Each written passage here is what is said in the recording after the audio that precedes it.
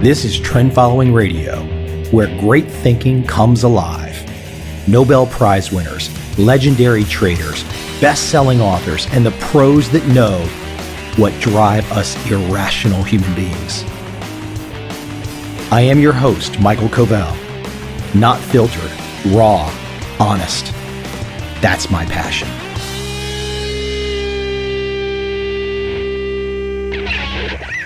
The chairman of the Federal Reserve has saved everything.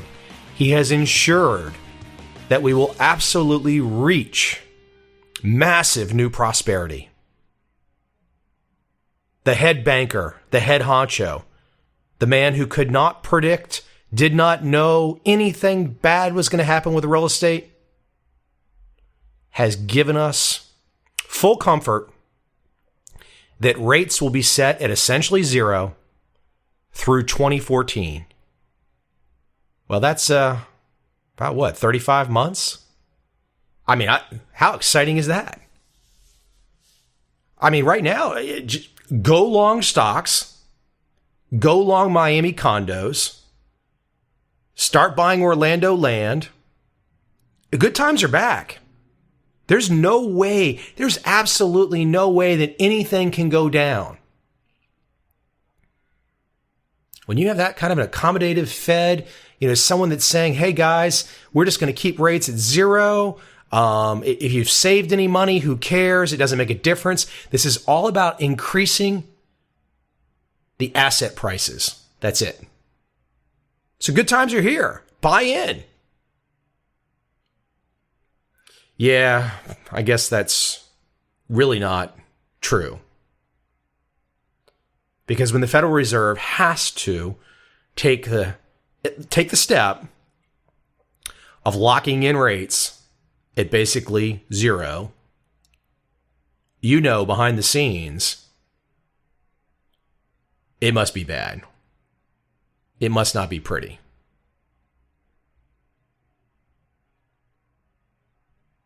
It must be fairly dark. But you know what? And I said this on my blog the other day. It's kind of like, I can imagine Bernanke and some of the Fed governors sitting behind the scenes, and it's something like this. It's kind of like, F you, sheep. Get long stocks and start buying those condos again, end quote. So what do? Is that what you're going to do? After witnessing the lowering of rates to 1% in early 2003 after the dot-com bubble, which then saved the Dow. Looking at what they did in 08 and 09 to once again save the Dow, to prop it up, to try and prop everything. Unfortunately, the propping of having rates at 0% has not propped up real estate this time around. But clearly, by saying we're going to keep rates at zero through 2014, you're saying, as the head of the Federal Reserve, my sole objective is to create another freaking bubble, or two, or three, or four. And you poor sheep out there are going to sit through these bubbles. You're going to feel the great highs of, my gosh, the world can't get any better, to the great lows when those things are going to pop again.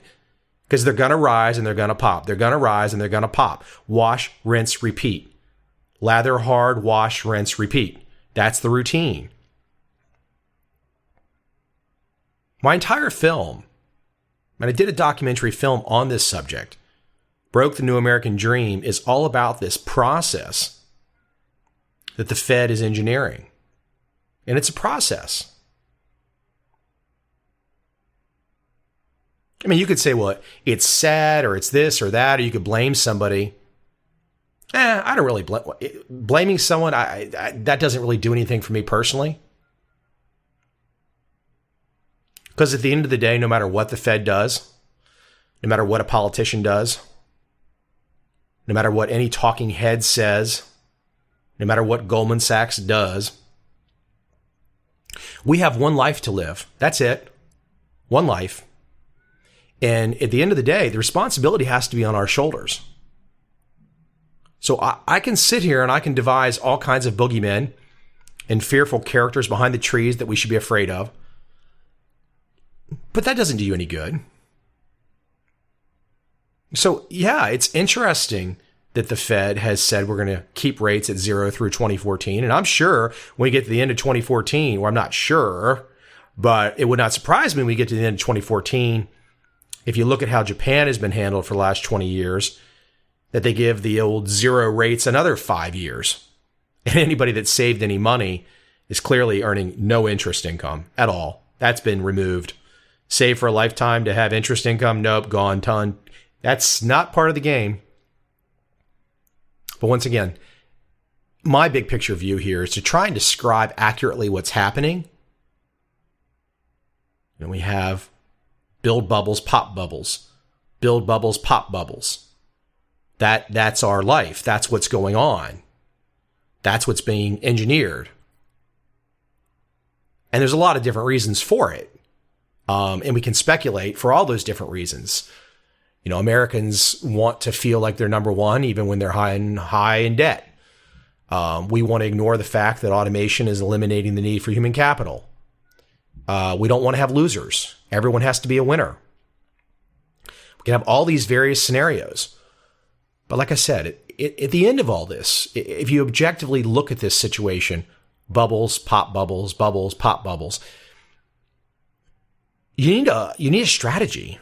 You need something that can allow you to maneuver in that world. Something that makes sense. Something that's concrete. Something that doesn't require you to be in a constant position of predicting tomorrow or the next minute or the next 5 seconds, which is impossible. So my world is really about properly explaining the situations that we face. This bubble world that we have, bubble and pop, bubble and pop. And how do you, what's a great strategy for that uncertainty? What's a great strategy for, if you don't know what's going to happen, how can you put yourself in a position to benefit when you don't know what's going to happen? And when I say benefit, I mean make money in the markets. That's the only benefit that really makes any sense. No, I mean, don't get me wrong. It's very important to have good family, friends, etc. You want to have a nice life, and you don't want to be a stress monster, and you don't want to be 350 pounds out of shape and dying of a heart attack at 45. But you still got to make the money. And so in this chaotic world that we're in, where I'm sure a lot of people are like, wow, the Fed's said they're going to keep rates at 0 through 2014. And maybe that seems like an initial positive piece of news. I think it's just another kind of reminder or stamp, or it's proof that the chaos that we've seen since August of 1998, since long-term capital management went under, that the chaos that we've seen over the last 14 years is not going anywhere anytime soon. So once again, I'm back to solutions. What are the good solutions? Well, in my world, the solutions really come down to trading strategies. How you can best navigate all this uncertainty. That's what I do. That's what I want you to understand. I mentioned my film, Broke the New American Dream, and I outlined all of these types of scenarios. How the government is manipulating, how the Fed's manipulating, how media is manipulating, how the Goldman Sachs Wall Street types are manipulating. But I brought it full round to where you really need to understand that if you have a strategy, and for example, in my world, I'm going to recommend trend following type strategies. If you have a strategy like that in place, you don't really have to wake up each day and feel like some new piece of news is forcing you to act. You don't have to have that schizophrenic mindset of like, oh my God, what do I do now? Now, if you have a trend following way, a trend following method, it doesn't mean you're going to make money every month. It doesn't mean you're going to make money every day. I mean, anybody that tells you you're going to make money every month is lying. There's no other way to say it. You cannot make money every month. You cannot make money every day. Anyone that says that is simply dishonest. But trend following can put you in a position to do much better than simply buying and holding the index. And the proof's on file. Check out my books. Look at the appendices. It's clear as day. So just to take this full round, yes, pay attention to what's going on in the big picture of the world. Follow what's going on. But when it comes to trading, when it comes to making money, don't allow yourself to try and make a financial decision, a money-making decision. Don't allow yourself to be put in a position where your action is being driven by the action of Ben Bernanke. That's where trouble comes into play. Put yourself in a position to have a trading strategy that makes you money, regardless of what Ben Bernanke does or does not do. That's the secret. If there ever was a secret, that's it right there.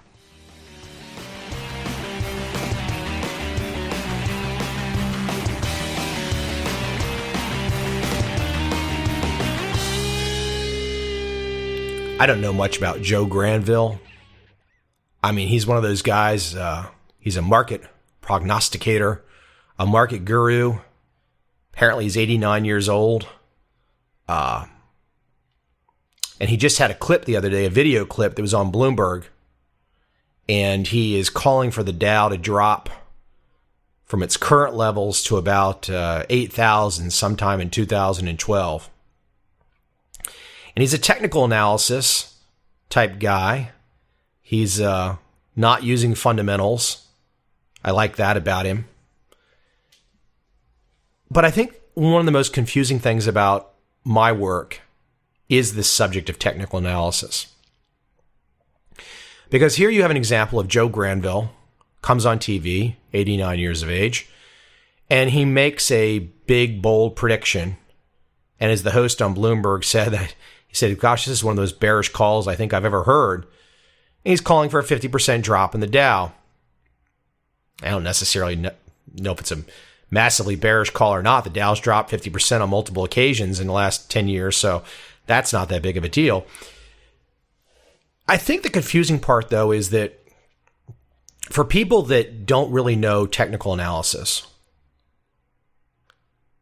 and if you're introduced to technical analysis by the likes of a Joe Granville, you start to hear how he thinks. And his thinking is, I'm looking at charts, I'm looking at volume, and my charts and my studies are predicting that the Dow is going to go down by 50%.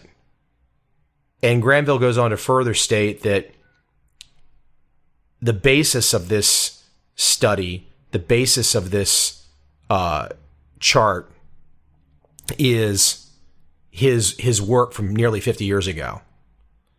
And that's just not the way to look at the world. That's not a smart way to look at the world. Because if you're going to use technical analysis, and by that you're going to look at price movement to make decisions, you want to follow the price movement. You don't want to be in a position of predicting the price movement. So I like the idea that someone like Joe Granville is not using fundamental analysis. But that's not how the great traders do it. The great trend following traders use technical analysis, but not in a predictive form, not like Granville's talking about. They use it, it's more of a reactive form. So instead of saying, I think the price movement is going to go this direction, the Dow is going to go down by 50%, trend followers say, I don't know if the Dow is going to go down by 50%, but if it does, I'll follow along and try and make money as it does go there. And it's quite a different way of looking at the world. I mean, it's two very different strategies. In many ways, I would call what Granville does, while it's not fundamental analysis, it's still in that kind of that predictive world. It's still subjective. It's still not concrete. Whereas trend following is just saying, look, if the market price moves from 100 to 50, the best position you could have been in would be to be short. Now, you don't have to know why the market went from 100 to 50. I mean, that's a key aspect too. There is no knowing why. You don't know why. You just go along with the flow. That's mission critical. But really keep that in mind as you think about Granville and you think about trend following trading. Think about the differences. I mean, Joe could end up being right. And maybe that's his biggest bet he's ever made in his career at 89 years of age. But how much money do you have in the bank? And how much time do you have in your life to follow along and bet on Joe Granville? And don't get me wrong, he seems like a really cool, interesting guy. Gotta love the voice. I don't have anything personally against him. I just think it's not a good strategy. And the evidence says there's much better strategies. If you want to take a technical trading strategy, go trend following. Don't go Joe Granville. And I think Joe's very much in line with other old technical type traders like Richard Russell. I love some of the things Richard Russell writes. I mean, it's just wisdom, great life wisdom. But I don't like this technical analysis that Russell puts out there that requires a subjective view, a predictive view. I think the market's going to go to such and such based on my technical studies. That's not what trend following is. Trend following is about if the market's going there, you get on board and you go along, but you don't know where it's going to go, how long it's going to take to get there, or if it's going to go that way. Because if you get on board and it goes against you, you get out. There's only one thing you can control in this world, and you can only control how much you can lose.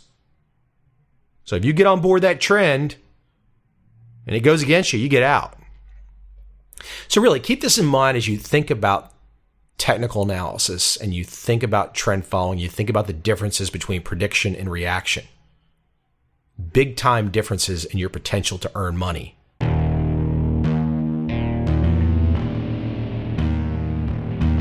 I see a time when those awake will understand how to make money in up, down, and surprise markets. Whether new trader or experienced, college student or financial advisor, protecting against a crash or just trying to make a lot of money, trend following offers everyone an answer in uncertain times. To get started immediately, send me an email, michael@covel.com. I will send you the right trend following steps to take along with my free video. But if you want to buy and hold, trust the government and trust Wall Street, this is absolutely not for you.